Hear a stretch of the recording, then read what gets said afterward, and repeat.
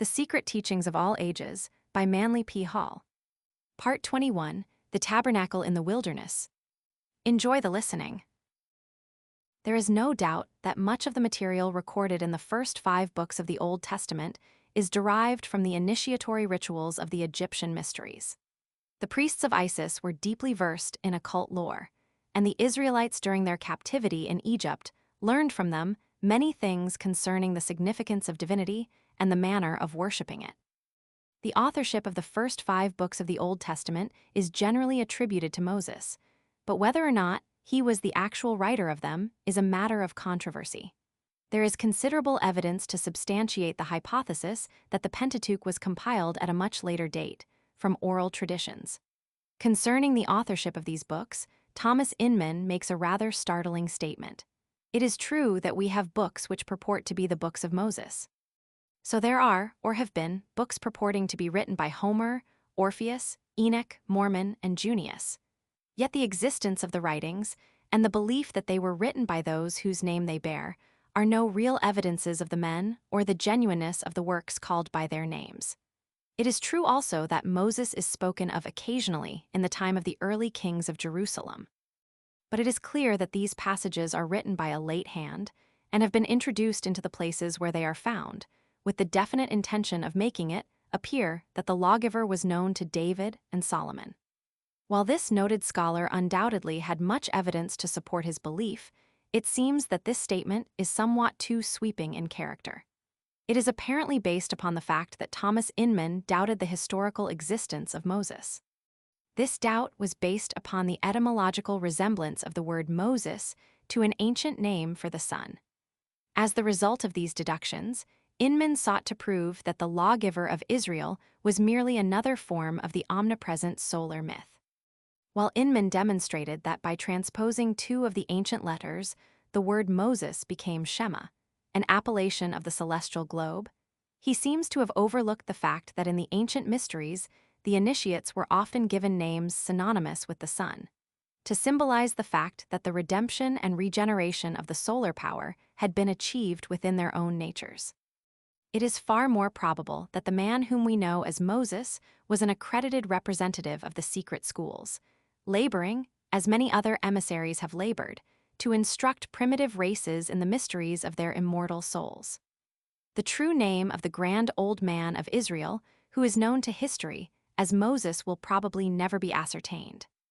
The word Moses, when understood in its esoteric Egyptian sense, means one who has been admitted into the mystery schools of wisdom and has gone forth to teach the ignorant concerning the will of the gods and the mysteries of life, as these mysteries were explained within the temples of Isis, Osiris, and Serapis.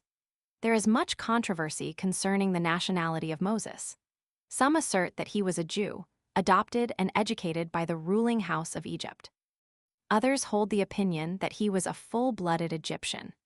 A few even believe him to be identical with the immortal Hermes, for both these illustrious founders of religious systems received tablets from heaven supposedly written by the finger of God. The stories told concerning Moses, his discovery in the Ark of Bulrushes by Pharaoh's daughter, his adoption into the royal family of Egypt, and his later revolt against Egyptian autocracy coincide exactly with certain ceremonies through which the candidates of the Egyptian mysteries passed in their ritualistic wanderings in search of truth and understanding. The analogy can also be traced in the movements of the heavenly bodies. It is not strange that the erudite Moses, initiated in Egypt, should teach the Jews a philosophy containing the more important principles of Egyptian esotericism. The religions of Egypt at the time of the Israelitic captivity were far older than even the Egyptians themselves realized. Histories were difficult to compile in those days, and the Egyptians were satisfied to trace their race back to a mythological period when the gods themselves walked the earth and with their own power established the double empire of the Nile. The Egyptians did not dream that these divine progenitors were the Atlanteans, who, forced to abandon their 7 islands because of volcanic cataclysms, had immigrated into Egypt, then an Atlantean colony, where they established a great philosophically and literary center of civilization, which was later to influence profoundly the religions and science of unnumbered races and peoples. Today, Egypt is forgotten, but things Egyptian will always be remembered and revered. Egypt is dead, yet it lives immortal in its philosophy and architectonics.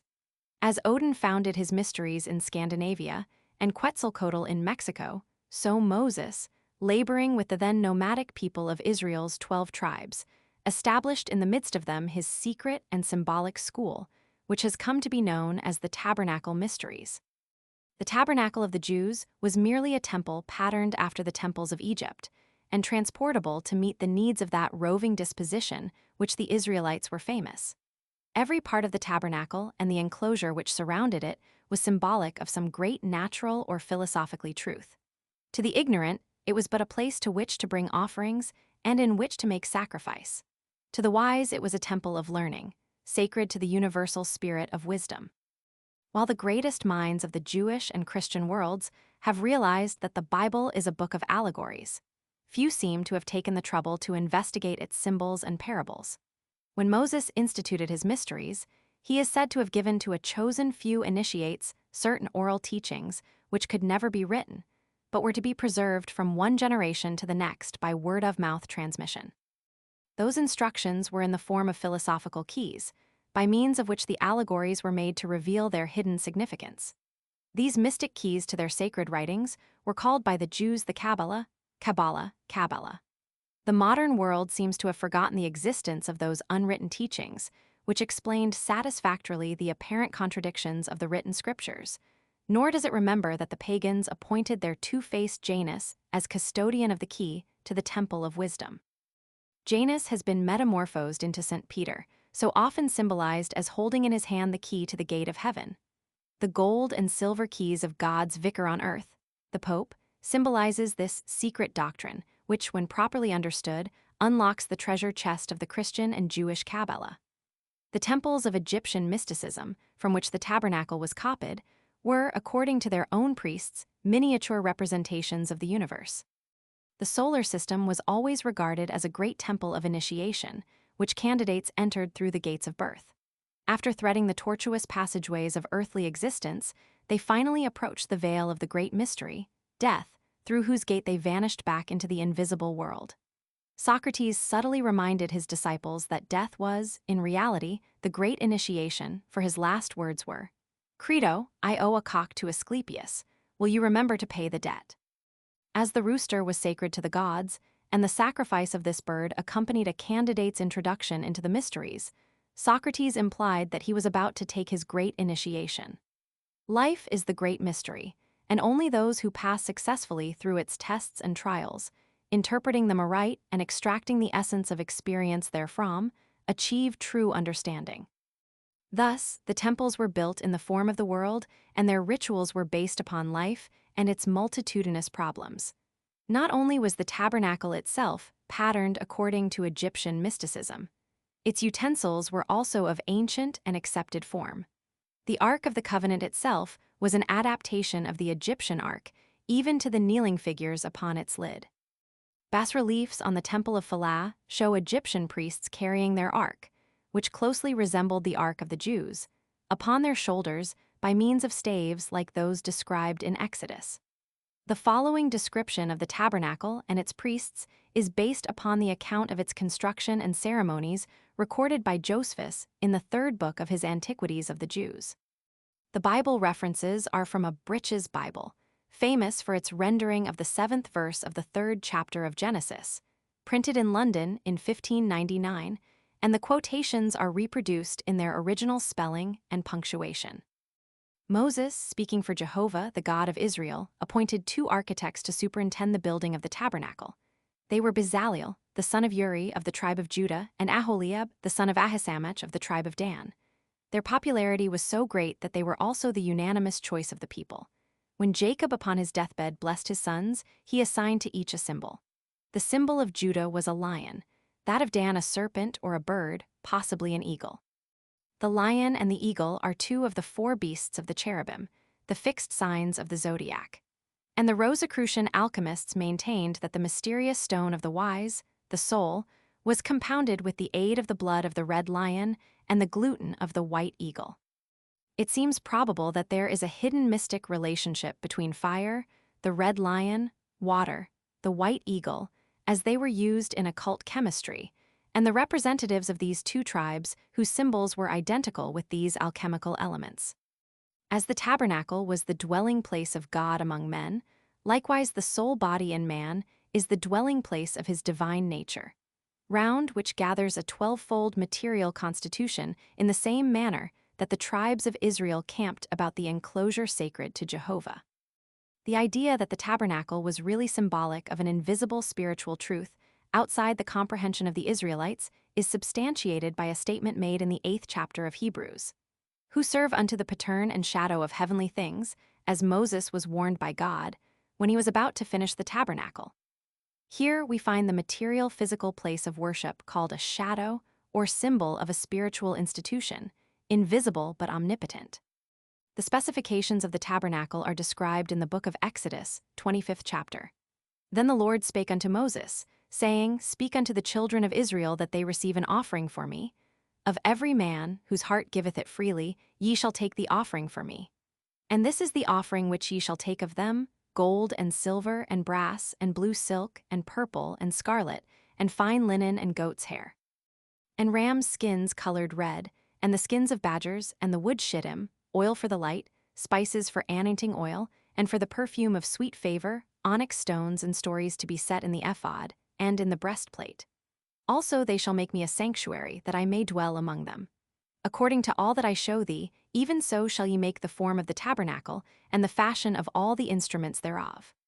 The court of the tabernacle was an enclosed area, 50 cubits wide and 100 cubits long, circumscribed by a wall of linen curtains hung from brazen pillars 5 cubits apart. The cubit is an ancient standard of measurement, its length being equal to the distance between the elbow and the extreme end of the index finger, approximately 18 inches. There were 20 of these pillars on each of the longer sides and 10 on the shorter. Each pillar had a base of brass and a capital of silver. The tabernacle was always laid out with the long sides facing north and south and the short sides facing east and west, with the entrance to the east, thus showing the influence of primitive sun worship. The outer court served the principal purpose of isolating the tent of the tabernacle proper, which stood in the midst of the enclosure. At the entrance to the courtyard, which was in the eastern face of the rectangle, stood the altar of burnt offerings, made of brass plates over wood and ornamented with the horns of bulls and rams. Farther in, but on a line with this altar, stood the laver of purification, a great vessel containing water for priestly ablutions. The laver was twofold in its construction, the upper part being a large bowl, probably covered, which served as a source of supply for a lower basin in which the priests bathed themselves before participating in the various ceremonials. It is supposed that this laver was encrusted with the metal mirrors of the women of the 12 tribes of Israel. The dimensions of the tabernacle proper were as follows.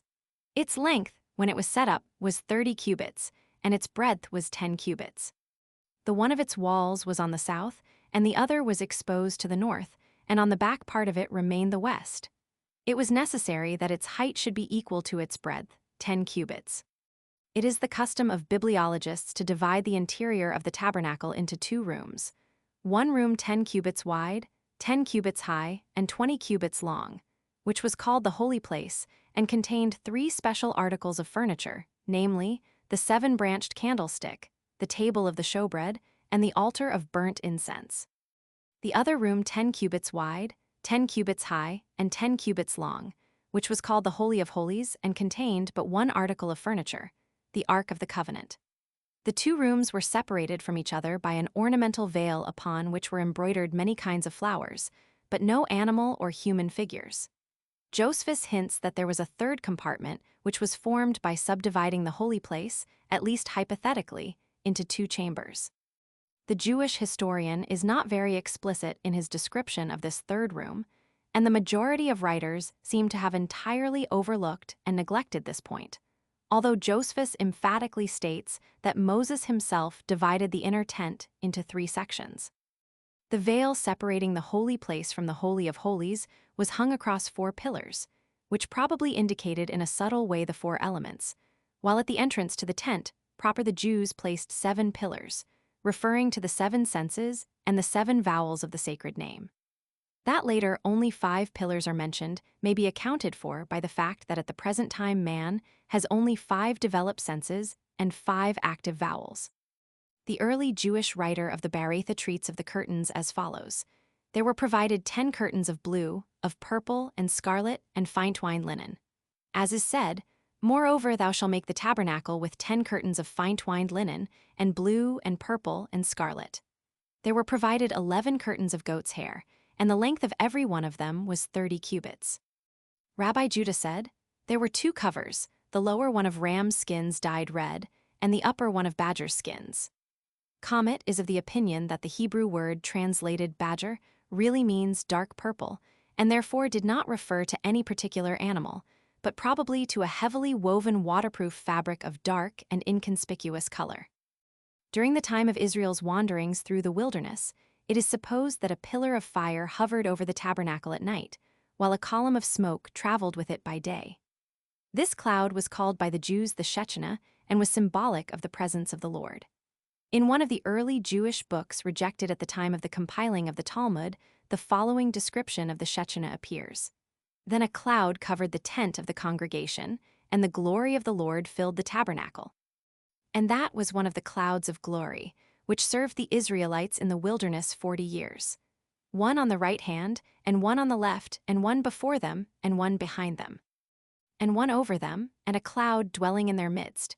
And the cloud, the Shekinah which was in the tent, and the pillar of cloud which moved before them, making low before them the high places, and making high before them the low places, and killing serpents and scorpions, and burning thorns and briars, and guiding them in the straight way.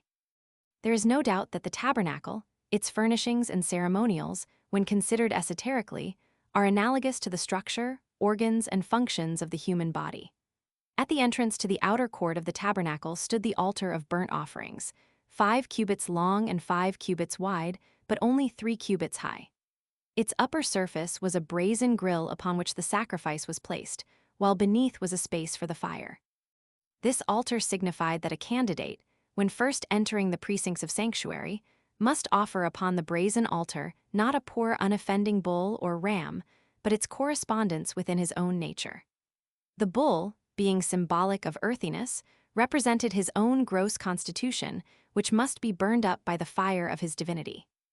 The sacrificing of beasts, and in some cases human beings, upon the altars of the pagans was the result of their ignorance concerning the fundamental principle underlying sacrifice. They did not realize that their offerings must come from within their own natures in order to be acceptable. Farther westward, in line with the brazen altar, was the laver of purification already described.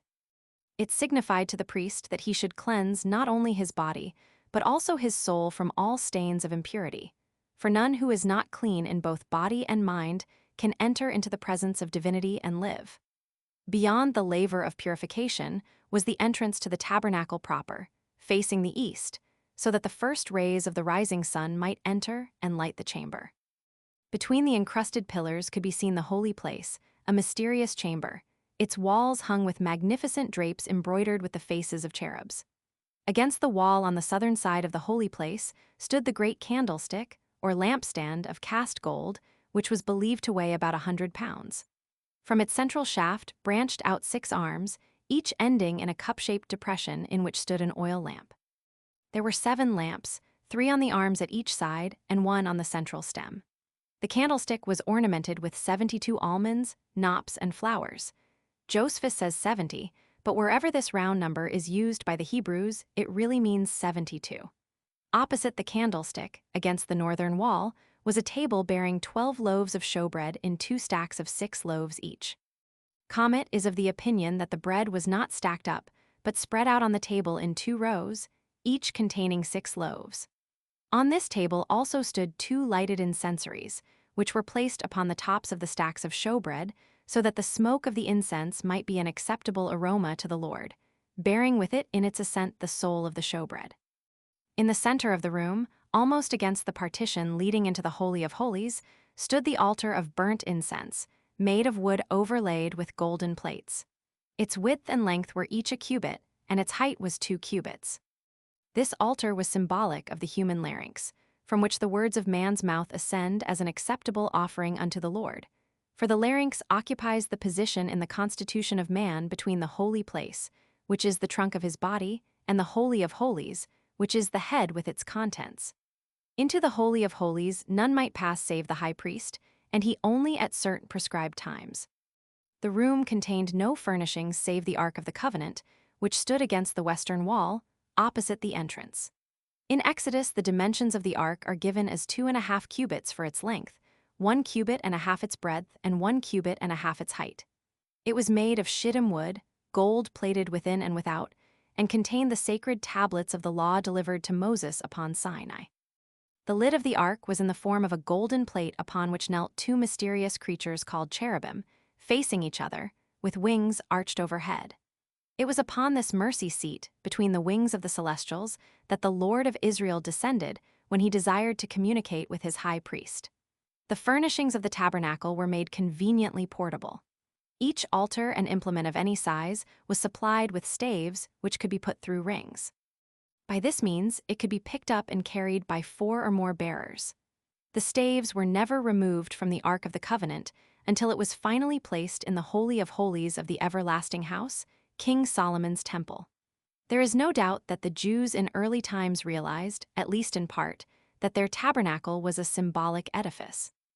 Josephus realized this, and while he has been severely criticized because he interpreted the tabernacle symbolism according to Egyptian and Grecian paganism, his description of the secret meanings of its drapes and furnishings is well worthy of consideration. He says, "When Moses distinguished the tabernacle into 3 parts, and allowed 2 of them to the priests as a place accessible and common, he denoted the land and the sea, these being of general access to all. But he set apart the 3rd division for God, because heaven is inaccessible to men. And when he ordered 12 loaves to be set on a table, he denoted the year, as distinguished into so many months. By branching out the candlestick into 70 parts, he secretly intimated the decani, or 70 divisions of the planets. And as to the 7 lamps upon the candlesticks, they referred to the course of the planets, of which that is the number. The veils, too, which were composed of 4 things, they declared the 4 elements. For the plain linen was proper to signify the earth, because the flax grows out of the earth. The purple signified the sea, because that color is dyed by the blood of a sea-shell fish. The blue is fit to signify the air, and the scarlet will naturally be an indication of fire. Now the vestment of the high priest being made of linen signified the earth. The blue denoted the sky, being like lightning in its pomegranates, and in the noise of the bells resembling thunder. And for the ephod, it showed that God had made the universe of 4 elements. And as for the gold interwoven, it related to the splendor by which all things are enlightened. He also appointed the breastplate to be placed in the middle of the ephod, to resemble the earth, for that has the very middle place of the world. And the girdle which encompassed the high priest round signified the ocean, for that goes round about and includes the universe. Each of the sardonyxes declares to us the sun and the moon, those, that were in the nature of buttons on the high priest's shoulders.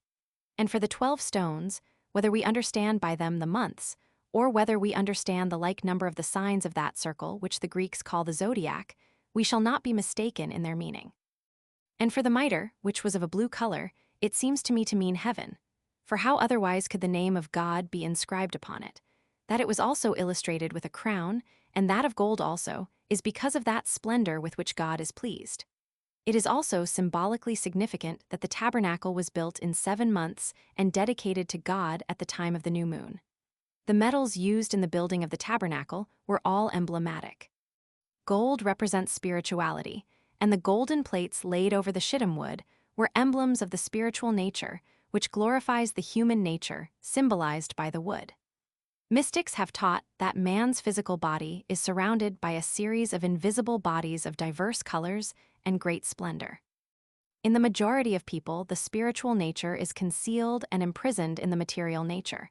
But in a few, this internal constitution has been objectified, and the spiritual nature is outside, so that it surrounds man's personality with a great radiance. Silver, used as the capitals for the pillars, has its reference to the moon, which was sacred to the Jews and the Egyptians alike. The priests held secret ritualistic ceremonies at the time of the new and the full moon, both of which periods were sacred to Jehovah. Silver, so the ancients taught, was gold with its sun ray turned inward instead of objectified. While gold symbolized the spiritual soul, silver represented the purified and regenerated human nature of man. The brass used in the outer altars was a composite substance consisting of an alloy of precious and base metals. Thus, it represented the constitution of the average individual, who is a combination of both the higher and the lower elements. The three divisions of the tabernacle should have a special interest to Freemasons, for they represent the 3 degrees of the Blue Lodge, while the 3 orders of priests who served the tabernacle are preserved to modern Masonry as the entered apprentice, the fellow craftsman, and the master mason. The Hawaiian Islanders built a tabernacle not unlike that of the Jews, except that their rooms were one above another and not one behind another, as in the case of the tabernacle of the Israelites. The 3 rooms are also the 3 important chambers of the Great Pyramid of Gizeh. As explained in the quotation from Josephus, the robes and adornments of the Jewish priests had a secret significance, and even to this day there is a religious cipher language concealed in the colors, forms, and uses of sacred garments, not only among the Christian and Jewish priests, but also among pagan religions. The vestments of the tabernacle priests were called kahenia. Those of the high priest were termed kahenia rabbi. Over the machinees, an undergarment resembling short trousers, they wore the chethon, a finely woven linen robe, which reached to the ground and had long sleeves tied to the arms of the wearer. A brightly embroidered sash, twisted several times around the waist, a little higher than is customary, with one end pendant in front, and a closely fitting linen cap, designated masnymphes, completed the costume of the ordinary priest. The vestments of the high priest were the same as those of the lesser degrees, except that certain garments and adornments were added. Over the specially woven white linen robe, the high priest wore a seamless and sleeveless habit, sky blue in color and reaching nearly to his feet. This was called the mir, and was ornamented with a fringe of alternated golden bells and pomegranates. In Ecclesiasticus, one of the books rejected from the modern Bible, these bells and their purpose are described in the following words. And he compassed him with pomegranates, and with many golden bells round about, that as he went, there might be a sound and a noise that might be heard in the temple, for a memorial to the children of his people. The mir was also bound in with a variegated girdle, finely embroidered, and with gold wire inserted through the embroidery. The ephod, a short vestment described by Josephus as resembling a coat or jacket, was worn over the upper part of the mir. The threads of which the ephod was woven were of many colors, probably red, blue, purple, and white, like the curtains and coverings of the tabernacle. Fine gold wires were also woven into the fabric. The ephod was fastened at each shoulder with a large onyx in the form of a button, and the names of the 12 sons of Jacob were engraven upon these 2 stones, 6 on each. These onyx buttons were supposed to have oracular powers, and when the high priest asked certain questions, they emitted a celestial radiance. When the onyx on the right shoulder was illuminated, it signified that Jehovah answered the question of the high priest in the affirmative, and when the one on the left gleamed, it indicated a negative answer to the query. In the middle of the front surface of the ephod was a space to accommodate the eson, or breastplate of righteousness and prophecy, which, as its name signifies, was also an oracle of great power. This pectoral was roughly square in shape and consisted of a frame of embroidery into which were set 12 stones, each held in a socket of gold. Because of the great weight of its stones, each of which was of considerable size and immense value, the breastplate was held in position by special golden chains and ribbons. The 12 stones of the breastplate, like the onyx stones at the shoulders of the ephod, had the mysterious power of lighting up with divine glory and so serving as oracles. Concerning the strange power of these flashing symbols of Israel's 12 tribes, Josephus writes, "Yet will I mention what is still more wonderful than this. For God declared beforehand, by those 12 stones which the high priest bare upon his breast, and which were inserted into his breastplate, when they should be victorious in battle. For so great a splendor shone forth from them before the army began to march, that all the people were sensible of God's being present for their assistance. Whence it came to pass that those Greeks, who had a veneration for our laws, because they could not possibly contradict this, called the breastplate the oracle." The writer then adds that the stones ceased to light up and gleam some 200 years before he wrote his history, because the Jews had broken the laws of Jehovah and the God of Israel was no longer pleased with his chosen people. The Jews learned astronomy from the Egyptians, and it is not unlikely that the 12 jewels of the breastplate were symbolic of the 12 constellations of the zodiac.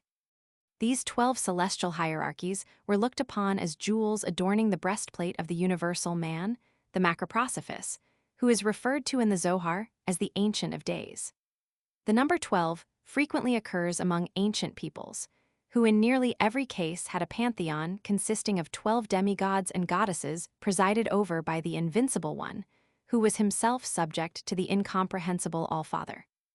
This use of the number 12 is especially noted in the Jewish and Christian writings.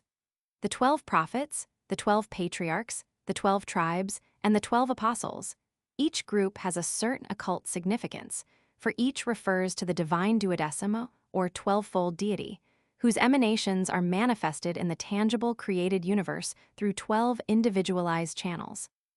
The secret doctrine also taught the priests that the jewels represented centers of life within their own constitutions, which when unfolded according to the esoteric instructions of the temple, were capable of absorbing into themselves and radiating forth again the divine light of the deity. The East Indian lotus blossoms have a similar meaning. The rabbis have taught that each twisted linen thread used in weaving the tabernacle curtains and ornamentations consisted of 24 separate strands, reminding the discerning that the experience gained during the 24 hours of the day, symbolized in Masonry by the 24-inch rule, becomes the threads from which are woven the garments of glory. In the reverse side of the eson, or breastplate, was a pocket containing mysterious objects, the Urim and Thummim. Aside from the fact that they were used in divination, little is now known about these objects. Some writers contend that they were small stones, resembling the fetishes still revered by certain Aboriginal peoples, which the Israelites had brought with them out of Egypt because of their belief that they possessed divine power. Others believe that the Urim and Thummim were in the form of dice, used for deciding events by being cast upon the ground. A few have maintained that they were merely sacred names, written on plates of gold and carried as talismans.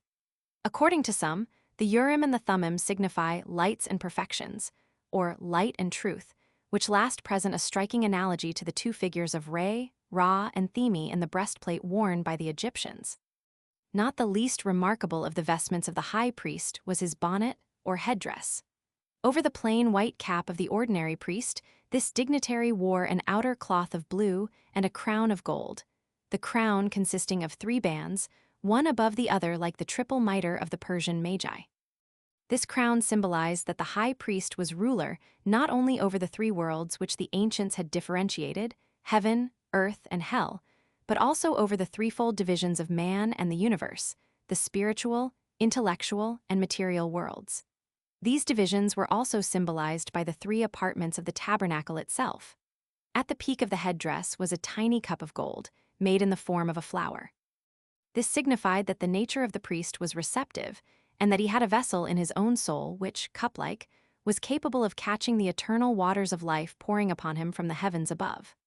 This flower over the crown of his head is similar in its esoteric meaning to the rose growing out of a skull, so famous in Templar symbology. The ancients believed that the spiritual nature escaping from the body passed upward through the crown of the head. Therefore, the flower-like calyx, or cup, symbolized also the spiritual consciousness. On the front of the golden crown were inscribed in Hebrew, "Holiness unto the Lord." Though robes and ornaments augmented the respect and veneration of the Israelites for their high priest, such trappings meant nothing to Jehovah. Therefore, before entering the Holy of Holies, the high priest removed his earthly finery and entered into the presence of the Lord God of Israel unclothed. There he could be robed only in his own virtues, and his spirituality must adorn him as a garment. There is a legend to the effect that any who chanced to enter the Holy of Holies unclean were destroyed by a bolt of divine fire from the mercy seat. If the high priest had but one selfish thought, he would be struck dead. As no man knows when an unworthy thought may flash through his mind, precautions had to be taken in case the high priest should be struck dead while in the presence of Jehovah. The other priests could not enter the sanctuary. Therefore, when their leader was about to go in and receive the commands of the Lord, they tied a chain around one of his feet so that if he were struck down while behind the veil they could drag the body out.